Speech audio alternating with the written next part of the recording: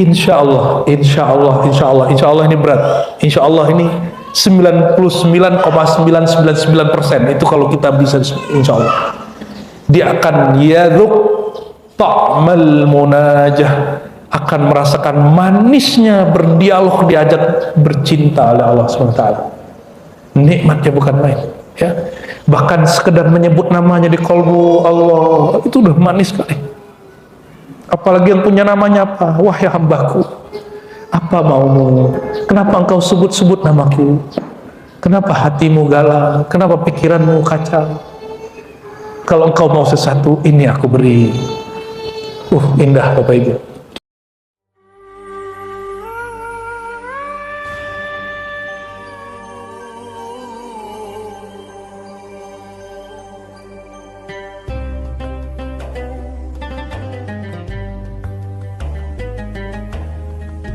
Allahumma salli wa sallim wa barik alaihi, amma ba'du. Allahumma akhrijna min zulumatil wahmi wal jahli ilal ma'rifati wal ilmi. Ya Allah, keluarkan kami dari kegelapan kejahilan kepada terangnya ilmu pengetahuan. Amin ya rabbal alamin.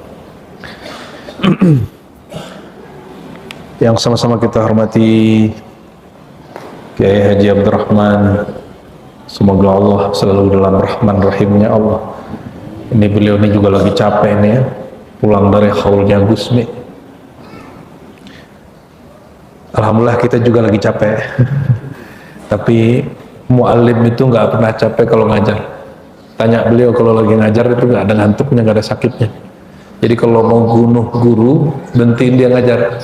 Lama-lama dia stroke itu. Kalau mati deh tuh.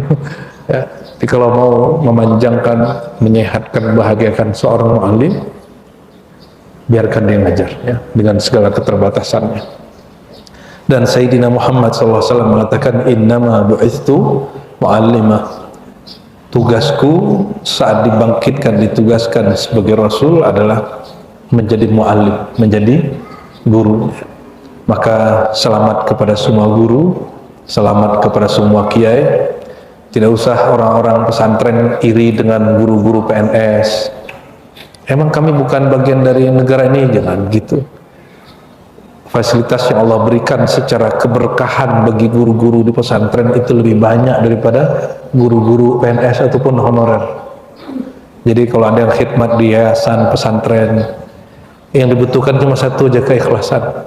Ya, gaji paling cuma 200.000, 100.000 ya, tapi bisa berangkat umroh. Yang PNS ke 10 tahun nggak bisa berangkat umroh. Kenapa? Karena rezeki bain dengan gaji. Ya, gaji terbatas, kalau rezeki tidak terbatas, tak berpintu. Dan walaupun begitu kiai harus jaga-jaga kesehatan kiai. Ya, kiai-kiai itu penyakitnya biasanya livernya rusak karena kurang tidur, kecapean, ngurusin umat lah. Ya.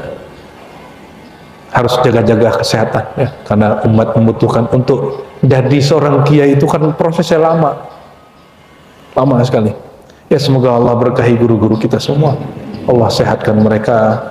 Kalau ada su'ul adab, kesalahan adab kita ke mereka, semoga Allah membukakan pintu maaf dan membuat kalbu guru kita menjadi lapang lagi. Amin ya rabbal alamin. Kita masuk ke kitab Al-Khasa'is, Khasa'is al-Ummah al-Muhammadiyah, kekhususan keistimewaan umat Sayyidina Muhammad SAW. Jika umatnya sudah istimewa, apalagi nabinya ya. Kita sebelumnya sudah masuk ke beberapa halaman dari keutamaan orang-orang yang qa'imina bil lail, orang-orang yang qiyamul lail ya. Bahwa qiyamul lail itu adalah warisan wali-wali bahkan sebelum kewalian umat Nabi Muhammad SAW. Maka ada ungkapan fa innahu da'bus salihin qablakum, bahwa qiyamul lail, menghidupkan malam, itu adalah kebiasaan orang-orang sebelum kamu. Maka jika ada orang yang suka witir, tahajud di sini, antum ini orang baru tapi tradisinya lama. Chipnya chip lama, karena ruh itu kan berputar aja sampai kiamat terjadi. melalui warisan-warisan, maka disebut al ulama warasatul anbiya, bahwa arwah para anbiya itu mereka berkeliling terus untuk mencari pewarisnya. Oleh karenanya hati-hati kepada ulama pewaris. Kalau ulama pewaris, di belakang dia ruhnya Nabi, jangan sakiti mereka. Kalau Syekh Abdul Qadir Jilani lebih vulgar lagi. Apa kata beliau? Hakikatul aulia al ulama itu anbiya. Hakikatnya ulama wali itu, hakikat dia adalah Nabi. Cuma la nabiyya ba'di, karena sudah tidak ada Nabi setelah Nabi Muhammad, maka wali-wali, kiai-kiai, ulama-ulama yang takut kepada Allah itu statusnya hanya wali. Nah, lalu gimana caranya memahami ini?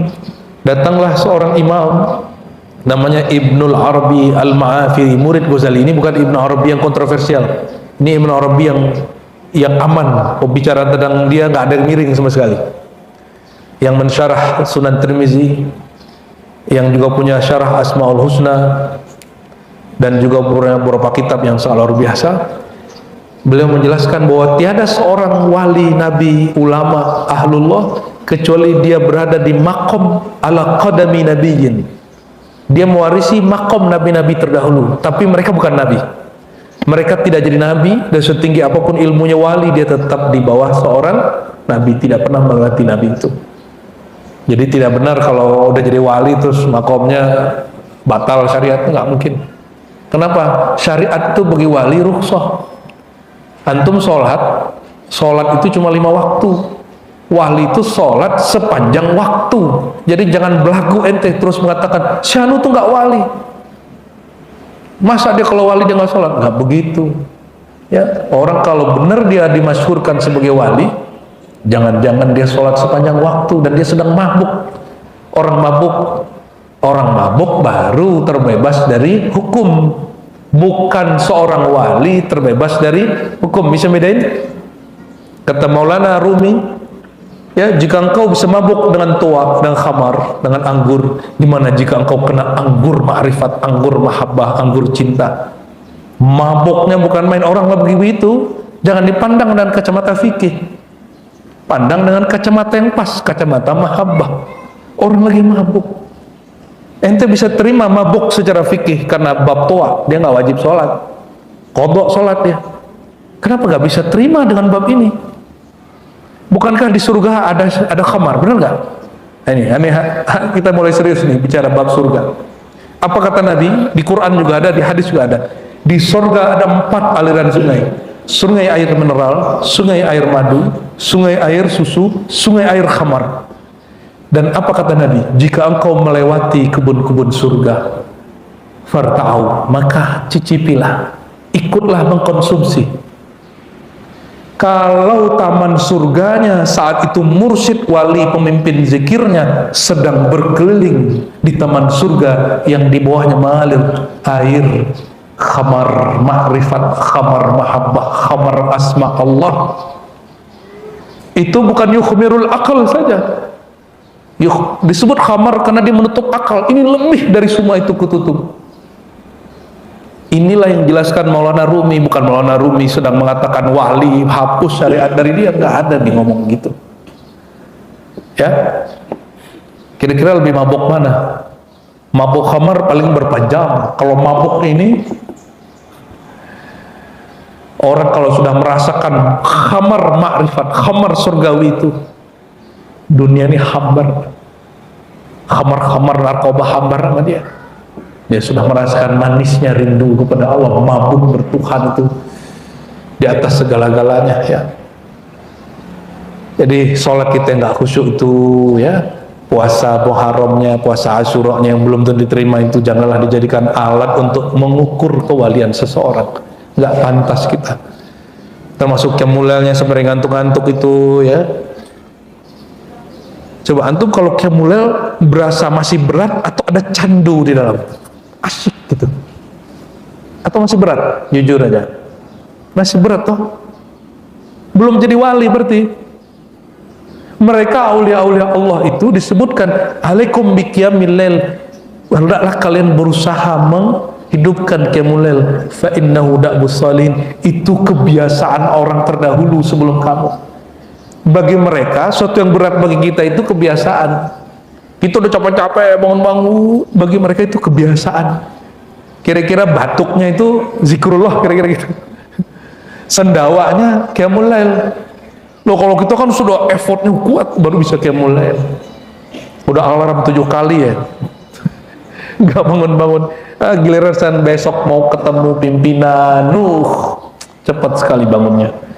Tanda min dha'fil iman, tanda iman kita emang lemah. Ya, nauzubillah, subhanallah. Semoga lazah, kelezatan qiyamul lail ini diberi Allah SWT. Ya, ini aslinya Kiai, saya nggak boleh keluar Kiai, tapi karena saya jadikan ini wirid di sini, karena di Ribat lagi khalwat Muharram, khalwat Asyura. Jadi kita mulai dari malam 7, 8, 9, ini hari ini terakhir penutupan. Nanti malam ada kajian puncak penutup martabat 7, kajian ilmu kemakrifatan yang boleh dibuka. Monggo nanti datang ke Serpong ya, di Buaran. Settingannya beda dengan Hikam, dia ngajinya lebih serius sedikit. Nanti bawa catatan ya, buat catatan, jangan cuma nguping, kan bisa nanti disimak lagi, beda. Antum nyimak langsung dengan nyimak rekaman beda. Ya, saya sampai hari ini baca kitab martabat 7, judulnya Tufahamus Salah, itu mungkin sudah lebih dari 30 kali, dan sampai hari ini nggak puas-puas. Apalagi sumbernya Al-Quran, apalagi sumbernya yang bernama Kalamullah Qadim Al-Quran ya. Nah, bagaimana cara menikmati qiyamul lail? Mau tahu caranya? Kurangi maksiat kalbu di siang hari. Ya, kurangi maksiat kalbu. Maksiat kalbu ini sombong, iri, dengki, marah-marah. Coba rasakan yang konflik tengkar hari ini, bahkan tengkar sama preman, tukang parkir, tengkar sama orang di jalan, disalip orang, emosi, itu ngefek ke malam kita. Dan itu melukai kolbu. Jadi jangan antum kira kita dibentak orang bisa bentak balik itu hebat. Itu melukai kolbu. Melukai kolbu. Justru orang yang menang itu tidak menanggapi orang kehilangan akal kecuali dengan akal yang sehat. Orang marah itu akalnya nggak muncul, yang muncul sifat hewan buasnya, ya, bukan akalnya. Termasuk berumah tangga pasti ada konflik-konflik ya. Coba rasakan yang sudah berumah tangga, kalau konflik-konflik susah bangun subuhnya, susah apalagi tahajud. Jadi mau mudah bangun tahajud, kurangi konflik. Kalau pasangan kita agak cerewet dikit, mengalah. Orang yang nggak pernah menikah nggak tahu cara mengalah. Musuh pintar apapun orangnya, kan antum sudah lihat tuh di dunia televisi yang suka debat-debat di, ya. Kalau yang nggak menikah coba lihat, mau menang terus, dan memang dia pintar debat. Yang kalah ada juga karena bodohnya, ada yang karena emang dia mengalah. Nah, cobalah ya, ambil asrar rahasia itu ya. Nanti coba rasakan nikmat malam hari itu, nyebut nama Allah aja, bismillah, bismillah, bismillah aja diulang-ulang 100 sudah nikmat. Kalau orang siangnya steril. Kalau dosa mata, dosa telinga, dosa hati, dosa fisik ini, orang cukup zikir pagi sore itu orang gugurkan dosanya. Tapi kalau dosa kolbu, iri, dengki, emosi, buruk sangka, apalagi buruk sangka kepada wali Allah, apalagi buruk sangka kepada kekasih-kekasih Allah, kepada imam masjid, kepada mu'alim, kepada Bilal, jangan coba-coba. Atau buruk sangka ke pengemis, sama aja. Oh, ini 2000 dikasih nih, paling nanti jadi narkoba. Mana ada orang 2000 jadi narkoba, Pak? Atau jadi tua nih, belum ngasih sudah su'uzan. Kalau nggak mau ngasih, nggak usah ngasih. Jangan kotori kolbu kita dengan 2 kali. Udahlah pelit, bakhil, su'uzon sama orang. Ya, itu sebabnya muncul anekdot-anekdot antara mitos dan realita. Nabi Khidir nyamar lewat pengemis. Itu antara benar dan tidak, ya, antara salah dan benar. Bapak Ibu saudara makan Allah, mari kita baca suratul Fatihah, kita kirimkan untuk Sayyidina Muhammad SAW, untuk pengarang kitab ini dan murid-muridnya yang mengijazahkan kami. Abuya Al-Arif Billah Sayyid Muhammad Alawi Al-Maliki. Al-Fatihah. Bismillahirrahmanirrahim.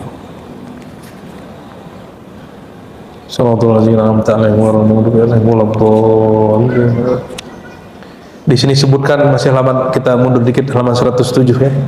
Wa man wazaba ala qiyamil laili dakhala ghurafal jannah bisalam. Paragraf ketiga halaman 107.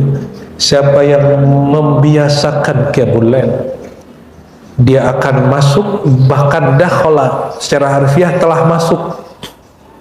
Tapi terjemahan orang-orang ahli fikih biasanya akan masuk. Ghuraf al-jannah, kamar-kamar di surga. Kamar termahal hotel itu di Uni Emirat Abu Dhabi, Dubai, semalamnya berapa ratus gitu, juta. Kebeli rumah di tempat saya satu tuh. Ya, dua malam udah kebeli berapa tuh ya? Allahumma sholli ala Muhammad. Ada loh orang kaya kayak begitu, ada orang Indonesia lagi. Jadi Indonesia ini kaya sekali, miskin kismin. Karena negeri kita emang tidak menganut ideologi ekonomi yang jelas ya, sehingga kaya sekali. Kalau di Prancis Pak, nggak bisa orang kaya banget. Negara sosialis, semakin kaya pajaknya gede, 60% setiap bulan. Pajak 60%, nggak protes tuh mereka tuh. Oleh karenanya, mohon maaf Pak, bule-bule yang kesini itu bukan orang kaya. Itu orang emang pengen belibur, udah capek dah hidup dipajakin sama pemerintahnya. Mungkin lebih kaya antum ini, punya rumah, ya kan? Mereka tinggal di apartemen. Makanya hidupkanlah rumahnya dengan tahajud. Tanda syukur kepada Allah. Nggak usah dengerin berita yang isinya membuat kita mengeluh setiap hari. Hidup susah tahun ini, hidup susah tahun ini. Saya ketemu orang yang sama di tahun yang beda ngomongnya, tahun ini lebih susah lagi, tahun ini lebih susah lagi. Tahun lalu ngomong begitu juga, tahun sebelumnya ngomong begitu juga. Kenapa? Sering dengerin podcast sampah. Orang kolbunya sampah, ente dengerin itu jadinya. Apa isi di dalam ini? Kalau isinya nur, keluarnya nur. Isinya gelap, keluarnya gelap. Isinya sampah, keluarnya sampah. Isinya toilet, isi ngomongnya jorok-jorok. Isi di sininya kesombongan, ngomongnya menghina, menghardik orang. Kamu ini bodoh, kamu ini goblok, ya. Ya, dungu, itu. Kalimat-kalimat begitu kan muncul dari apa? Dari aklaniyah, syaitaniyah, akal syaitani. Jadi dalam diri kita ini ada kiblat akal, ada akal nuraniyah, akal nur, yang dia tambah ilmu, dia tambah baik, tambah tawadu. Ada akal zulmaniyah, ada akal gelap, belakangnya syaitan. Oleh karena itu orang bisa lebih jahat dari syaitan kalau ngomong, bisa lebih santun dari malaikat kalau bicara. Gimana ngelatihnya? Salah satunya latih qiyamul lail. Nah, perhatikan. Malaikat tidur nggak? Syaitan tidur nggak? Selama ini antum belajar cuma malaikat tidak tidur. Syaitan itu juga nggak tidur. Kalau jin tidur Pak. Bedakan jin dengan syaitan. Jin dari api, kalau syaitan bukan. Ya. Wallahu alam itu sebutannya apa itu. Syaitan mengalir di setiap darah, baik darah manusia ataupun darah jin. Jadi iblis yang nggak mau sujud kepada Adam itu korban dari syaitan juga. Maka ada syaitan sifat, ada syaitan hakiki zatnya. Itu jauh lebih tua dari semua jin yang ada. Jadi jangan benci sama jin. Kita nggak musuhan sama jin. Kita nggak musuhan sama genderuwo. Kita nggak musuhan sama kuntilanak, sama tuyul. Nggak ada urusan kita sama dia Pak. Urusan kita, inna syaitana lakum aduwam mubina. Bahkan ada perintah, fattakhiduhu aduwa. Syaitan itu musuh yang nyata. Maka jadikan dia benar-benar musuh. Karena Allah katakan syaitan itu musuh yang nyata, ilmunya harus dibuka seterang-terang mungkin. Maka ke depan ini akan banyak kita bahas makrifat syaitan. Jangan hanya makrifatullah, ternyata jadi wali, ternyata wali syaitan kan. Biar kita tahu nih makrifat kita nih makrifat apa. Jangan-jangan bukan ma'rifatullah, tapi ma'rifat syaitan. Karena syaitan bisa zikir la ilaha 70.000, Pak. Mungkin zikirnya lebih banyak dari antum. Ngeri kan? Ya, makanya Allah mengatakan syaitan itu musuh yang nyata. Kalau syaitan yang masuk kepada badan manusia bisa berjubah politikus, bisa berjubah ulama, ya. Jadi ada syaitan sifat, ada syaitan fi'il. Kalau fi'il itu kayak hewan jahat, hewan berbisa, itu Nabi sebut syaitan. Kata Nabi, jika engkau sholat ada ular hitam, bunuhlah, fa'innahu syaitan. Itu syaitan fi'il. Fi'ilnya, perbuatannya. Ular itu kan bukan syaitan, dia hewan. Tapi fi'il dia, fi'il syaitan. Kalau yang dari tubuh kita ini apa nih? Itu sifat. Karena Nabi mengatakan syaitan itu mengalir pada darah, majrad dam, pembuluh darah. Darah itu dalam kajian ma'rifatullah adalah tempat mengalirnya nur hayatullah, nur hayatnya Allah. Makanya selama ada darah kita sehat. Darahnya nggak lancar, orangnya nggak sehat. Betul nggak? Pembuluh darahnya tersumbat, orangnya bisa stroke, pecah, bisa stroke total. Semoga Allah jaga kita dari itu ya. Maka kurang-kurangi makan nasi, kurang-kurangi garam. Kambing nggak salah, ente makannya nggak bener karena asin.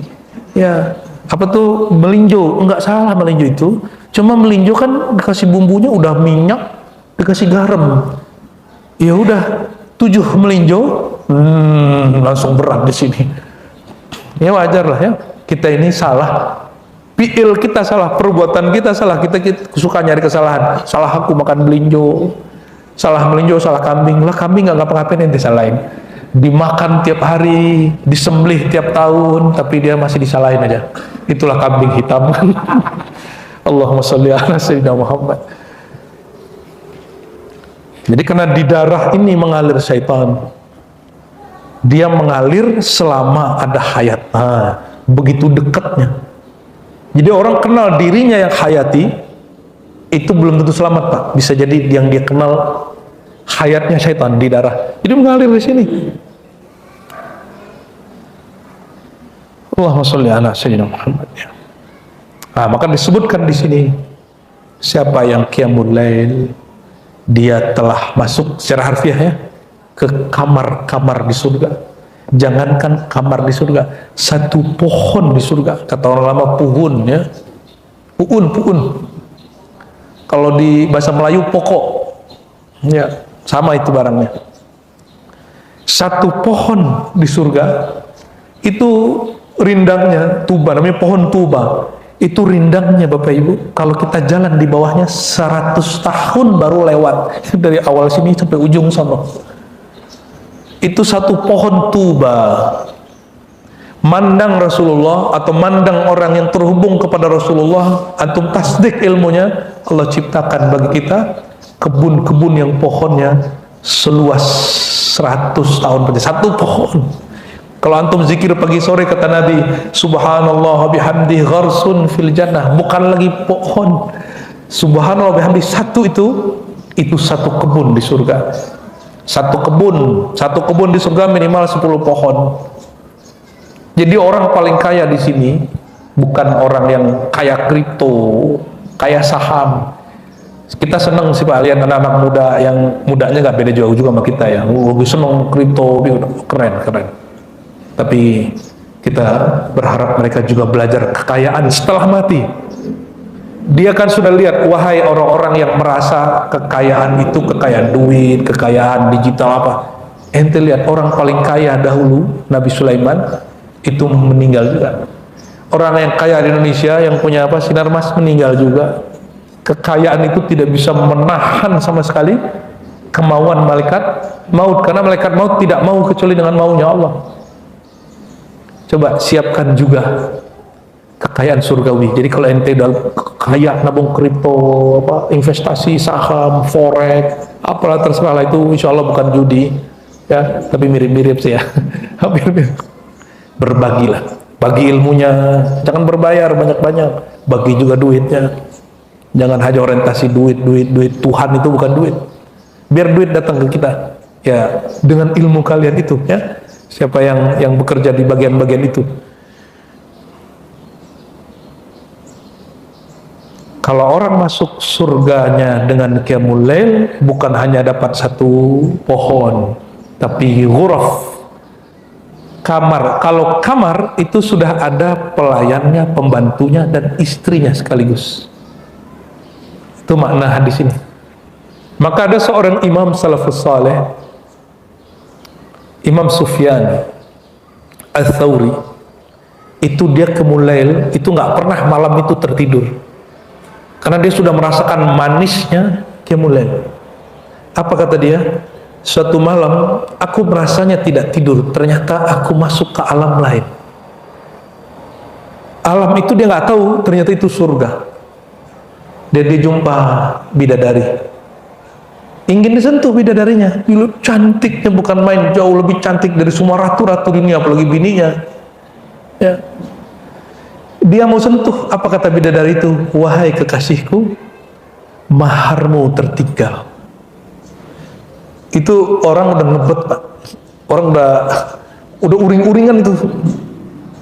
Udah kebelet lah kira-kira begitu. Mau nyentuh istrinya yang di alam sana, kata istrinya apa? Maharmu ketinggalan. Nah, jadi ibu-ibu, dalam fikih Islam, nikah itu nggak mesti menghadirkan mahar. Mahar itu boleh kredit, boleh nyicil. Kalau di Indonesia rata-rata maharnya karena seperangkat alat sholat tunai gitu ya. Boleh dia dicicil. Dan seorang perempuan boleh nolak disentuh sebelum dibayarkan, sebelum dikasih. Tapi perempuan yang baik nggak begitu ya. Kalau bidadari boleh. Di saat dia kemudian tersadar, oh ya, aku belum sholat tahajud malam ini. Dia sadar, matanya melek. Ternyata dia tertidur. Dia tadi diperjalankan Allah ke surga. Ini kisah Imam Sufyan. Dikisahkan kembali oleh Imam Al-Qurtubi dalam kitab Tazkirah, dan kisah ini sahih. Disebut mubasyarat, kabar gembira. Ar-ru'ya salihah minal mubasyarat. Mimpi atau pengalaman spiritual seorang yang soleh, wali Allah, itu adalah kabar gembira dari Allah dan boleh diceritakan. Ya, ini bukti penceritaannya masuk kitab. Ini tahajudnya bolong-bolong ya. Jangan-jangan bidadarinya ompong.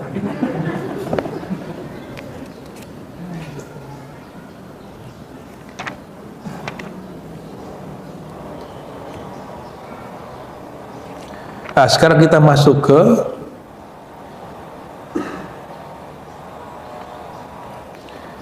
halaman 108, paragraf yang ketiga juga. Waman qama fa shalla. Yang hadis sebelumnya sudah kita baca ya. Waman qama, siapa yang qiyamul lail ya, fa shalla, lalu dia sholat fil lail. Jangan cuma bangun. Kalau bangun doang orang bisa nonton doang, buka status doang ya. Betul ya? Antum kalau bangun pertama yang dilakukan apa? Handphone. Jujur aja ya. Ya betul nggak? 1-2 paling yang enggak ya. Yang enggak pun belum tentu selamat. Yang selamat fa shalla. Dia mesti langsung sholat ya, baca doa supaya belenggu syaitan hilang. Doa dulu Pak, jangan langsung wudhu, doa dulu biar belenggunya hilang. Ini ada belenggu di sini, dikencingin sama syaitan di sini. Ini yang bikin males, diikat sama syaitan, dan itu hakiki bukan majazi. Itu hakiki bukan majazi. Ini yang membuat orang malas, diikatnya lewat nafsiyah, lewat nafsu, tidur, malas-malesan. Lalu dia baca doa, wudhu, kalau perlu mandi, ya. Ini hampir wajib ya, gosok gigi. Mau tahajudnya oke, mau wiridannya walaupun cuma 3 rakaatnya mantap, gosok gigi. Kalau bagi saya wajib hukumnya. Kenapa? Kata Nabi SAW, sesungguhnya bersiwak itu mardatun indar Rabbi, itu keridhaan Allah. Nah, itu malam-malam hari khususnya. Apalagi yang ikut kholwat ya, itu kadang-kadang lupa tuh. Harus bersiwak atau gosok gigi dengan cara yang pas ya. Nanti kalau sudah bersih, nah ini di mulut ini, kalau dia masih banyak apa ya, apa sebetulnya jigong ya, apa? Atau berlendir-lendir di mulut, kan itu dari perut. itu bikin kita malas membaca apapun. Dan karena bagian langit-langit mulut ini berkait dengan urat saraf, jika dia nggak bersih, dia akan menjadi malas. Coba aja ya. Maka Nabi SAW mengatakan, inni qad aksartu alaikum as-siwak. Aku ini terlalu nyinyir kepada kalian persoalan siwakan. Aku siwak setiap saat, kalian juga harus begitu. Jadi Nabi itu bayangkan orang Arab yang jorok-jorok, mulutnya bau-bau, 10 meter masih bau, Pak. Itu mana Nabi datang dengan wajah baru, giginya Masya Allah bersihnya, harum. Nah sekarang kan sudah banyak ya. Mesti kan pakai siwak yang dari Arab lah, dari dulu kan siwak begitu nggak ada di sini kan, nggak mesti. Yang mengatakan mesti siwak dari Arab, ini orang nggak mengerti usul fikih dan fikih. Tujuan Nabi siwak itu dua maknanya, pekerjaan membersihkan mulut atau alat yang berasal dari arak namanya, bukan arak, kayu arak. Jadi boleh alat apapun yang penting suci. Ya, Bapak kalau mau mohon maaf Bapak Ibu mungkin ada masalah gigi gusi, beli aja sedikit cengkeh Pak, cairan cengkeh atau cengkehnya. Ya, sebelum tidur dikunyah-kunyah dikit, kumur-kumur tidur. Bangun tidur coba rasain itu mulutnya nggak bau.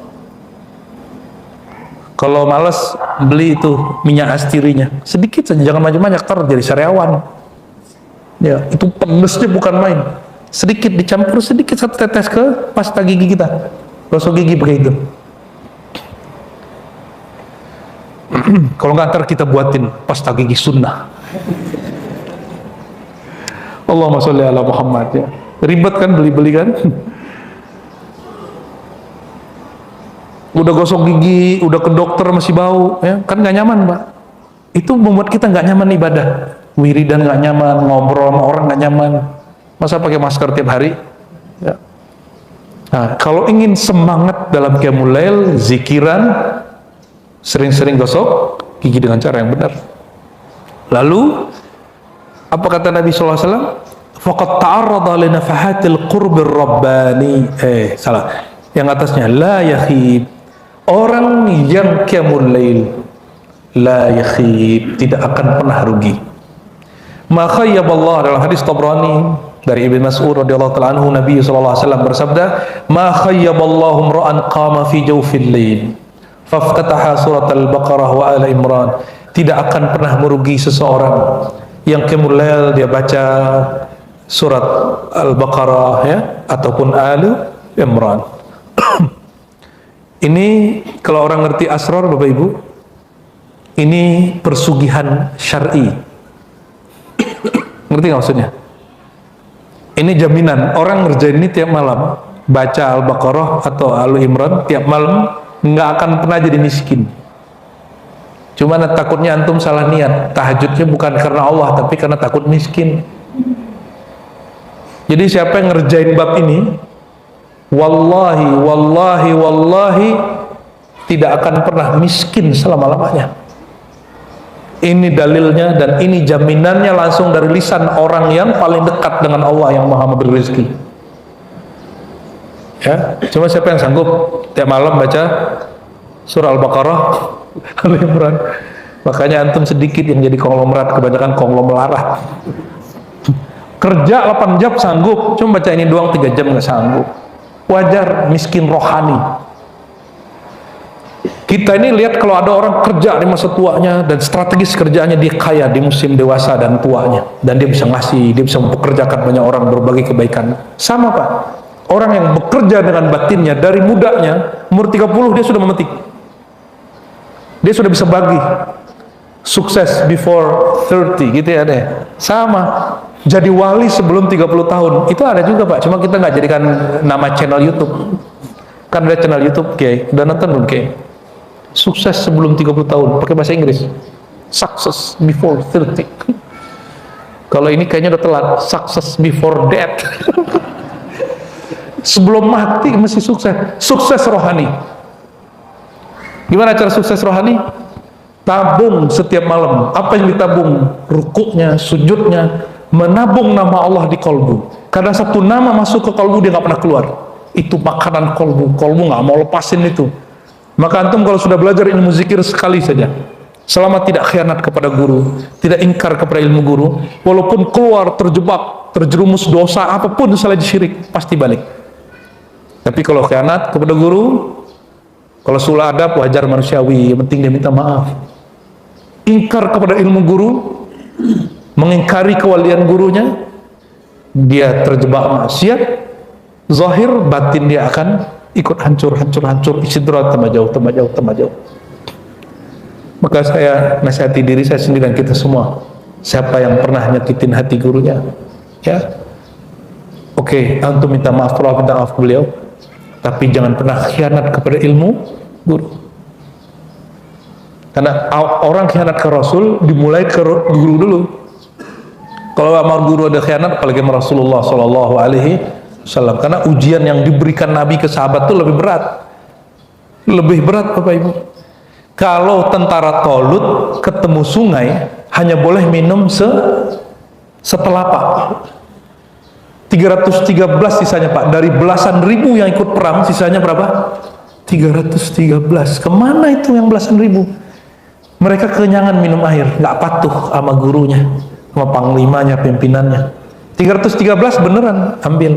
Di situ mereka nggak tahu ada energi dahsyat di tangan para pejuang. Ini tangan pejuang itu berkah semua. Air kalau kena, walaupun bentuknya kotor, itu nur semua yang dia minum. Makanya kalau wudhu, Pak, wudhu yang ketiga, jangan yang pertama. Wudhu yang ketiga, tetesannya Bapak jilatin aja. Itu berkah itu. Itu saya terima ijazahnya dalam Thariqat Idrisiyah, As-Sanusiyah, dan beberapa masyaikh Naqsyabandiyah, Qadiriyah. Mereka ngajarin begitu. Kenapa? Itu air suci. Syaitan takut sama air begitu. Ini bukan bab dalil, ini bab tajribah ruya, pengalaman, bukan untuk diyakini. Kalau antum mau kerjain aja, ya. Allahumma sholli ala sayyidina Muhammad, ya. Wah, kalau itu panjang lagi, kita lanjut baca kitab aja deh ya. Baru satu paragraf, Kiai.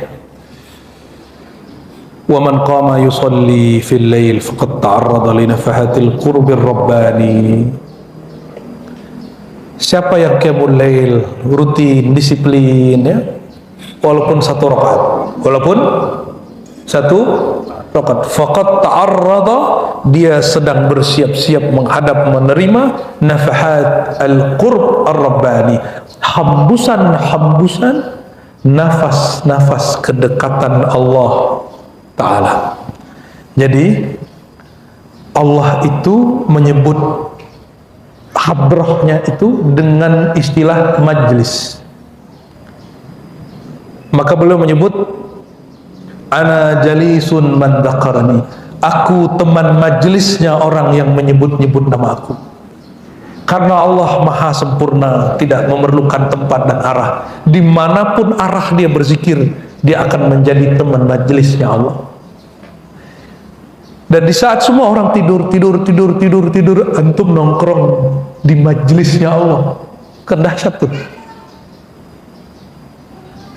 Nongkrong asik nggak, Pak? Nongkrong asik nggak? Ngafe seru nggak? Bener serius nih. Sampai hari ini saya ini penikmat nongkrong di kafe, Pak. Sampai hari ini. Cuma kita cari yang steril dikit. Wah, ini aman nih gitu. Nggak sembarangan kafe juga ya. Hampir semua kafe di bandara itu tuh udah ini yang ya, nunggu duduk dulu ngopi. Karena kalau ngopi kan mulutnya harum, kalau gula doang bau. Jadi kita pun ngasih minum pun kita harus jaga-jaga benar. Ini yang dimaksud oleh salah satu Habib di Yaman masa dahulu. Siapa yang masih minum kopi, ada bau kopi di mulutnya, ada malaikat. Ini orang salah paham, dikira kopinya. Bukan, kopi itu harum, dan harum itu kesukaan malaikat rahmat. Ini kan udah nggak senang sama habaib, apa aja dihantam aja semuanya. Jangan gitu-gitu amat. Yang terkritik yang nggak perlu dikritik ya. Dan kedekatan kepada Allah itu ada yang sejati, ada yang palsu bayangan. Yang sejati itu disebut al-qurbur rabbani, kedekatan hamba kepada Tuhannya, itu namanya al-qurbur rabbani. Semakin dia duduk, kehambaannya muncul. Tapi yang palsu apa? Semakin dia wirid dia semakin sombong, ya. Semakin dia wirid dia semakin merasa dirinya lebih wali dari yang lain. Nah, ini hati-hati. Jadi sombong ini nggak hanya karena duit, hanya karena ilmu. Ada sombong karena merasa suci. Itu paling bahaya. Itu sombongnya syaitan. Nauzubillah summa nauzubillah. Wa rawat Tirmidzi an Amr ibn Anbasah radhiyallahu taala anhu annahu sami'a an-nabiy sallallahu alaihi wasallam yaqul. Amr bin Anbasah sahabat Nabi mendengar beliau sallallahu alaihi wasallam bersabda. Saya mau tanya, kenapa pada doyan seneng ke Mekah? Rasanya gimana kalau di Ka'bah? Rasanya dekat kepada Allah, benar nggak? Benar? Serius? Kenapa ke Raudhah? Kalau tawaf sholat di situ setara 100.000 secara syariat. Secara apa? Syariat. Kalau di Raudhah berapa? 100.000, di Raudhah 1.000. Oke, di Al-Quds 500, tapi hadis saya tidak sahih. Hanya hasan, ya. Ini nggak perlu naik pesawat, nggak perlu berat-berat ngangkat koper, cukup ngangkat mata aja. Tapi itu lebih berat dari ngangkat koper, Pak. Orang kalau besok dia mau liburan, ngangkat koper seberat apapun diangkat. Ini perjalanan lebih indah dari itu. Dia nggak perlu kemana-mana. Dia nggak perlu ke Ka'bah, nggak perlu ke Raudhah, nggak perlu ke Turki, nggak perlu ziarah Sigali Songo. Cukup dia tebar sajadah di kamarnya. Tapi buka matanya di waktu yang tepat. Ini lebih berat dari semua koper. Apa kata Nabi SAW? Aqrabu ma yakunu rabbu minal abad. Jika kalian mencari kedekatan kepada Allah, sedekat-dekatnya hamba kepada Allah, Allah kepada hamba. Kapan itu? Fi jawfil lailil akhir, di sepertiga malam terakhir. Semua kita sudah tahu ilmu ini, cuma kurang yakin aja, sama kurang murabi, nggak ada mursyid yang membimbing. Maka tahu tidak cukup, sadar tidak cukup, mengerti tidak cukup. Yang diperlukan adalah al-yaqadhah ma'al ilm, kesadaran bersamaan pengetahuan. Kalau tahu orang cukup dengerin YouTube banyak, keutamaan tahajud selesai. Maka bagi yang masih sulit bertahajud, cari majelis-majelis zikir yang mereka punya mursyid. Nanti lewat mursyid itu akan dibimbing, ya. Dan disebutkan di sini, sedekat-dekat hamba dari sedekat-dekat Tuhan dari hambanya. Fi jawfil lailil akhir, pada lail akhir. Nah, ini ada rahasia Bapak Ibu. Allah menyebutnya sang maha waktu, benar? Ana dahru, akulah sang waktu. Malam, siang itu waktu nggak? Waktu. Tapi waktu yang paling kuat kesadarannya kepada Tuhan, yang paling sakti, paling suci, itu sepertiga malam terakhir. Coba nanti semua malam ini, malam tar ya, jangan nunggu Lailatul Qadar baru bangun, ya. Ini Lailatul Qadar kecil, yang Ramadan Lailatul Qadar kubro, yang nisfu Sya'ban wusta, yang setiap malam itu sughra. Tapi sughra kalau hak kita lakukan, derajatnya kadang-kadang Allah naikkan suka-sukanya. Fa in istata'ta an takuna mimman yadhkurullah ta'ala fi tilka sa'ah fakun, maka wahai Amr, jika engkau sanggup untuk menjadi orang yang zikrullah, bukan tahajud diminta ini, itu zikrullah, tahajud bagian dari zikrullah, pada waktu tersebut, fakun, maka hendaklah engkau menjadi orang yang melakukannya. Kunnya Nabi, kunnya Allah. Maka Amr bin Anbasah tidak pernah meninggalkan qiyamul lail sampai matinya. Enggak pernah. Gimana? Ini kalimat masih belum terlalu vulgar. Ada yang lebih vulgar lagi, Pak. Dalam hadis Sahih Bukhari Muslim, dari Sayyidina Abu Hurairah radhiyallahu ta'ala anhu, dari Sayyidina Nabi sallallahu alaihi wasallam. Ini hadis penutup kita pada pagi ini, ya. Yanzilu Rabbuna, Rabb kita, pencipta kita, yanzilu, turun. Itu maksudnya gimana tuh? Turun itu dari mana? Allah itu emang begitu turunnya? Atas bawah makhluk nggak? Allah makhluk, berarti turunnya tidak seperti turunnya makhluk. Nah, ini cara ulama salafus saleh. Nuzuluhu la ka nuzulina. Ini pandangan Imam Abul Hasan Asy'ari. Dia turun, tapi bukan turun dari atas ke bawah, hanya dia yang tahu turunnya. Makna kedua, Allah bukan makhluk, karena dia bukan makhluk, dia bukan benda. Karena dia bukan benda, hukum gerak diam ruang waktu yang ada pada makhluk tidak berlaku padanya. Karena tidak berlaku ruang dan space, waktu, masa itu pada dia, turunnya bukan dari arah atas ke bawah, karena arah itu space. Lalu apa maknanya? Disitulah kemudian ulama kita terpecah menjadi dua. Ulama Ahlus Sunnah, satu mentakwil, satu tidak mentakwil. Satu mentakwil mengatakan nuzul rahmah, turunnya rahmat. Rahmat itu sifat Allah, sifat tidak terpisah dari yang punya sifat. Jadi kalau turun sifat rahmat, berarti yang punya rahmat turun juga nggak? Cuma yang mentakwil begini, dia membayangkan rahmat tetap aja turun dari atas. Padahal rahmat Allah azali, sifat rahmah itu azali, juga tidak berarah, tidak beruang, tidak bermasa. Keliru juga takwil begitu. Kita nggak bilang salah, keliru Pak, lebih halus Pak.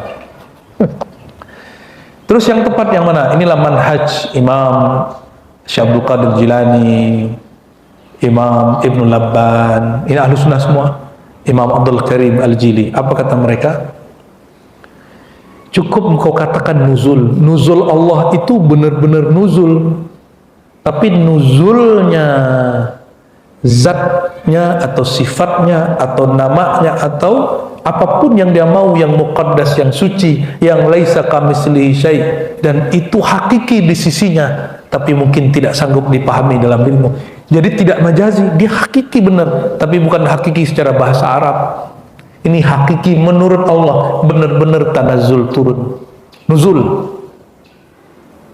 Kenapa? Dia bukan benda, maka tidak berlaku arah atas dan bawah. Maka kata nuzul, turun, itu benar-benar turun, artinya kedekatan, kedatangan. Ingin merasakan tanazzulat lailiyah, ingin merasakan kedekatan kepada Allah sedekat-dekatnya, hidupkan sepertiga malam terakhir. Ya, jangan putus. Cobakan Bapak Ibu 40 malam saja. Cukup sholat 2 plus 1, kalau nggak sanggup 11. 2, 1 gitu ya. Habis itu ngapain? Zikir aja. Zikir yang diberikan guru. Makanya saya menyarankan mesti punya mursyid. Cari mursyid sekitar kita ya. Gak usah minta ke saya. Ya, saya sudah menyerahkan bab talqin ke al-muallim dari Ribat Bapak Ibu. Cuma sesempatnya aja kita mentalqin. Karena memang saya nggak ada misi ngambil murid. Untuk tarekat tuh nggak ada. Misi saya bukan ngajarin orang zikir semata. Misi hidup saya seperti Rasulullah ajarkan, innama bu'istu mu'allima. Misiku adalah menyebar ilmu. Orang kalau tarekat hari ini banyak. Di Ribat Bapak Ibu, itu thariqah yang diajarkan banyak, tapi kami bilang kami nggak nyari murid tarekat, kami nyari orang yang mau ngaji, zikiran bersamaan ilmu, ngajinya nggak ditinggal, terakhir berjuang berkhidmat. Kalau zikir 70.000 banyak yang bisa, coba diajak khidmat berjuang, mau nggak dia? Ya. Ajak talqin ijazah-ijazah banyak yang mau, coba diajak rutinan ngaji setiap Selasa sore sampai jam 11 malam, ada yang sanggup? Banyak yang nggak mau, ya, karena kita nggak tahu makanan rohani itu. Nah, berdasarkan ini Bapak Ibu yang bukan Allah, lalu Allah berfirman. Nah, ini apa kata Allah sepertiga malam terakhir? Man ya'udu'uni. Ini langsung kalau antum ini Allah bukakan hijab, dengar suara ini. Tapi bukan suara beginian, bukan. Sama kalau kita bahas Nur Muhammad, bukan Nur ini, bukan seperti yang dipahami Ustadz sebelah yang mengingkari Nur Muhammad itu dikira cahaya lampu kan. Itu kan kebodohan yang diilmiah-ilmiahkan itu. Ini bukan suara yang berhuruf bersuara seperti ini. Apa kata Allah? Mayyad'uni fa'astajibalah. Siapa yang doa kepadaku, aku jawab. Man yas'aluni, siapa yang memohon kepadaku, aku beri.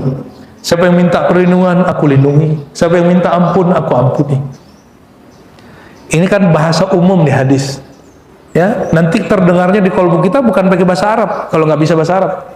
Kan di kolbu kita ada satu lembaga rohani yang disebut tarjuman, penerjemah. Jadi walaupun Allah pakai bahasa apapun, nyampe dah itu pakai bahasa ibu. Berdoalah, aku beri, kira-kira begitu. Aku bersama engkau, aku pasti jawab. Jangan khawatir, aku bersamamu. Akan terdengar itu, Pak. Dan itu bukan halu. Cuma untuk sampai ke masa itu, mungkinkah Allah ngajak bicara orang yang belum dekat amanya? Nggak mungkin. Ya nggak begini bahasanya. Ini kan bahasanya mesra ini. Antum tahunya Allah kan suka ngancam-ngancam aja. Nggak sembahku apa Azab, nggak sholat aku siksa. Kayaknya Allah itu ganas sekali itu. Padahal di sini ini mesra nggak? Kamu minta apa aku beri. Seru nggak? Ya, kamu mau apa aku kasih. Kamu minta maaf aku maafkan. Minta perlindungan aku backup. Asik sama Allah itu. Makanya Syekh Abdul Qadir Jilani Qutbur Rabbani qaddasallahu sirrahu, beliau mengumpulkan ilham-ilham kemesraan dia kepada Allah. Jadi ilham Rabbani beliau itu indah sekali bahasanya. Ada yang lebih indah lagi sebelumnya. Imam An-Nifari nulis kitab Mukhatabat An-Nifariyah. Masya Allah, dia berdialog dengan Allah terus. Bahasanya indahnya bukan main. Lebih mesra dari kekasih dengan kasihnya, lebih syahdu daripada orang kasmaran, lebih sopan daripada anak kepada orang tua kepada anak. Saya nggak tahu membahasakannya apa. Wajar Sayyidina Muhammad SAW udah dijamin diampuni dosanya dulu, sekarang dan nanti. Beliau mengatakan, kenapa aku tidak boleh berterima kasih kepadanya, dialog dengannya, bermanja-manja kepadanya. Maka terakhir saya katakan, Bapak Ibu, siapa yang qiyamul lail dengan sungguh-sungguh ngelewatin 40 hari saja, insya Allah ini berat, insya Allah ini 99,999% itu kalau kita bisa, insya Allah dia akan yaduk ta'mal munajah, akan merasakan manisnya berdialog, diajak bercinta oleh Allah SWT. Nikmatnya bukan main, ya.